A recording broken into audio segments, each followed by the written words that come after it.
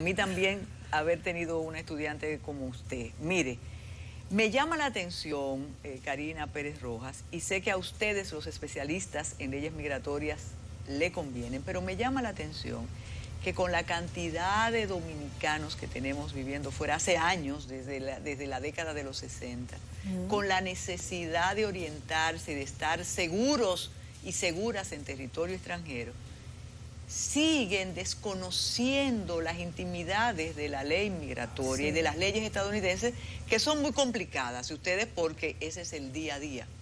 Y viene a cuento, y por ahí podemos comenzar, pero yo quisiera que tuviera más presencia con nosotros. A propósito de esta noticia, que vamos a dar visa de trabajo. Yo he tenido una experiencia desde que todos estos muchachos se querían ir.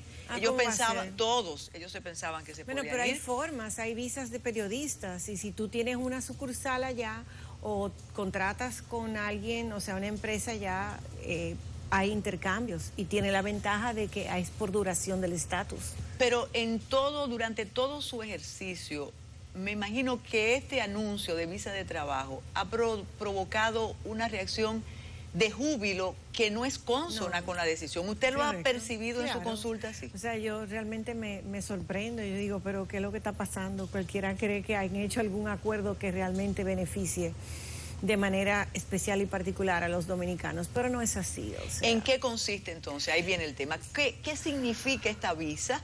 ¿Cuál es la rapidez? ¿Qué es lo que tenemos que hacer para conseguirla? Porque les reitero... Mira, las visas de trabajo son muy amplias. Hay muchos tipos. Esta es una, y yo diría que una de las, digamos, las que no tienen tantas ventajas. Estamos hablando de una visa H2B, que lo que te da es un estatus de no inmigrante, porque hay visas de trabajo que son de no inmigrante y hay visas que son de inmigrante. Eso quiere decir que aquel famoso cliché de que un familiar me pide y consigo residencia, también se puede hacer con una visa de trabajo, de manera definitiva. Pero el caso de la H2B es una de las que pertenece al no inmigrante, o sea, tú no consigues residencia. Entonces, estas visas son temporales, y en el caso de la H2B son las que menos duran. Lo que más dura, o sea, incluso el Departamento de Seguridad Nacional ha dicho que si dura más de 10 meses no es apto para hacer una visa H2B, aunque sí es renovable, pero estamos hablando de la primera. Si dura más de 10 meses es porque definitivamente no puede caer dentro de la categoría de ser temporal, que requiera un asunto que sea por un asunto de seasonal peak load, que sea por una temporada donde, por ejemplo, un restaurante esté cerca de un sitio turístico y en X épocas del año vengan mucho más turistas de lo que normalmente vengan, pues entonces este empleador le puede decir a USCIS y al Departamento de Labor: mira, yo quiero que tú me des X cantidad de empleadores para que sean temporales durante el tiempo de por ejemplo, de verano, porque vienen muchas personas. Para ser bartender, y después tienen que regresar al Por supuesto, estamos hablando de que no solamente, por ejemplo, para la parte que falta de las H2B de este año fiscal, estamos hablando de que se tiene que depositar máximo del 1 al 3 de enero para ser elegible. Pero hay un proceso que requiere específicamente, o sea, casi todas las visas de no inmigrantes de trabajo, pero específicamente la H2B, te va a exigir una cosa que se llama prevailing wage. Eso quiere decir, tú tienes que pedir al Departamento de Labor qué se le pagaría a cualquier otra persona que esté legalmente dentro de los Estados Unidos, sea ciudadano de los Estados Unidos, sea residente o tenga cualquier estatus legal, hasta TPS, por ejemplo, que se le da a los venezolanos, que se le da a una serie de nacionalidades. Entonces, tú tienes que tener eso aprobado, o sea, se le paga $15, $13, $20 por hora a una persona que esté allá legalmente. Tú no puedes pagarle menos a un extranjero. Esa es la primera parte. Después de esa parte, tú tienes que hacer otro proceso con el Departamento de Labor para ver si tú calificas. Y luego de eso es que tú envías la solicitud a migración. Entonces, si hablamos de los tiempos de procesamiento, estamos prácticamente ahí, porque solamente la primera parte se puede tomar de 30 a 60 días teniendo suerte.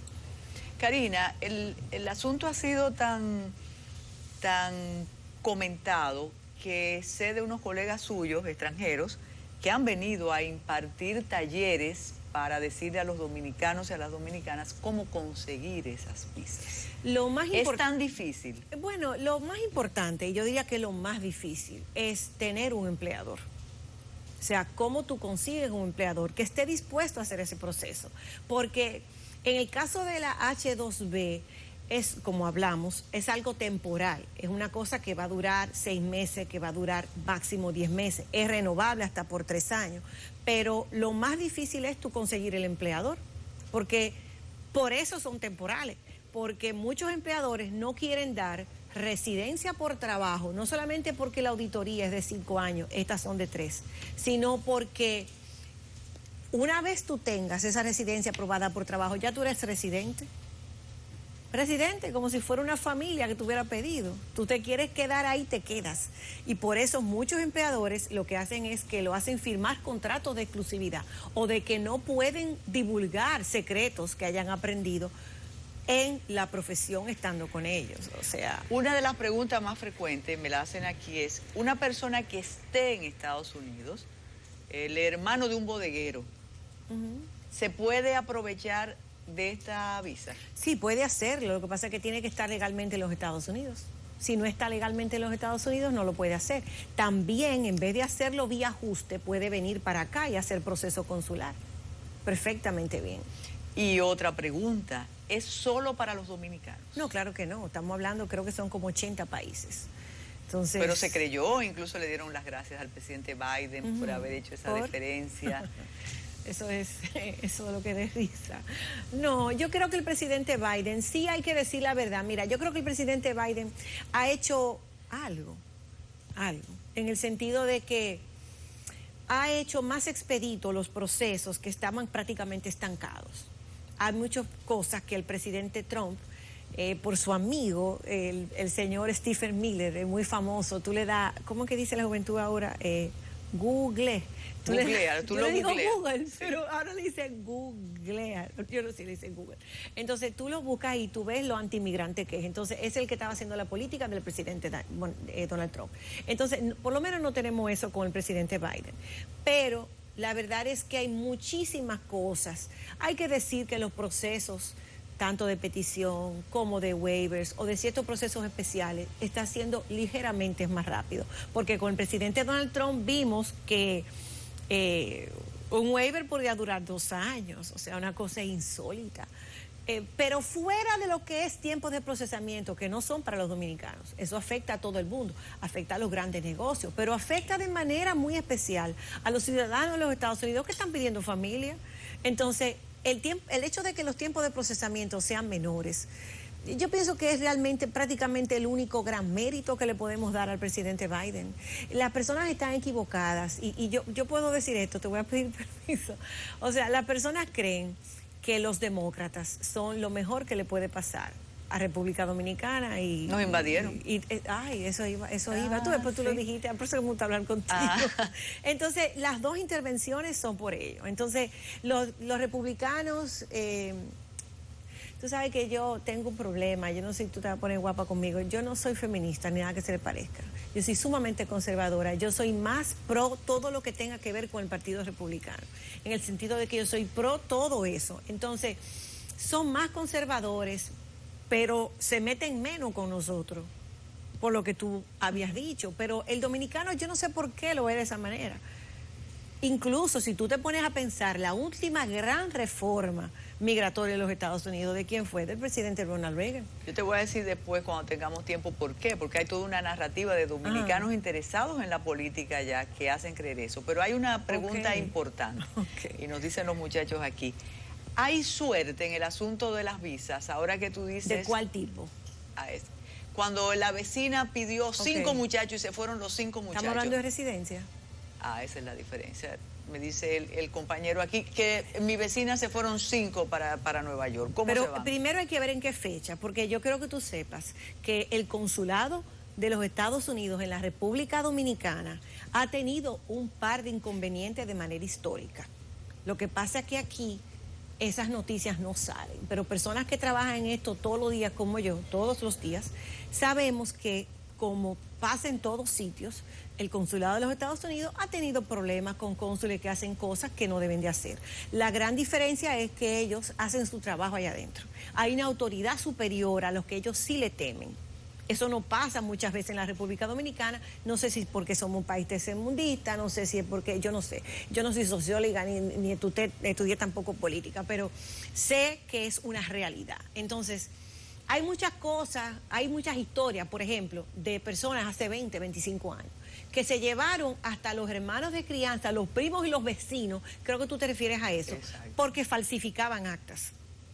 Ponían ahí declaraciones tardías cuando el consulado no conocía ese truco. Pero ¿qué pasa? Que yo le digo a todos mis clientes, usted va o a hacer una solicitud de residencia o va a pedir a alguien con una visa B1, B2 o va a incluir un dependiente con una visa de dependiente y usted va a presentar un acta tardía, incluso un ciudadano de los Estados Unidos que quiera declarar un hijo y va a presentar un acta tardía, ojo con eso. Eso es lo que los gringos le dicen eyebrow raiser.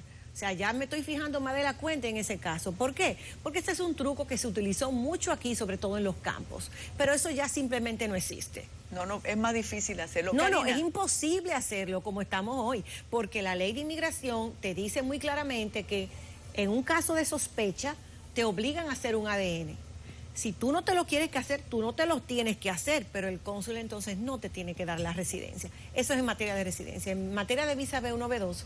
si tú tienes tiempo podemos hablar de eso, pero hasta antes de la pandemia, desde julio, agosto 2017, hasta cuando empezó la pandemia, estábamos en 18,000 aproximadamente visas emitidas de no inmigrantes en materia B1, B2, y eso fue bajando como así en picada, hasta un par de meses antes de la pandemia, cuando comenzó a estabilizarse y a subir por un piquito. Eso quiere decir que el presidente Donald Trump no quería dominicanos en los Estados Unidos, pura y simplemente, porque de tener 18,000 visas emitidas en un mes, bajamos a tener 6 o 5,000 desde julio, agosto 2017, y las estadísticas están ahí, hasta aproximadamente febrero, marzo del 2020, si la memoria no me equivoca. Entonces, hay petición no petición de ciudadanos, sino petición para que vuelvas a los 55 minutos con Yulisa Céspedes. Una pregunta aquí, dice, tengo un pariente que tiene viviendo 20 años en Estados Unidos, no tiene ningún papel, pero tiene negocios, ¿eso es posible? Que sea posible, que tenga un estatus legal.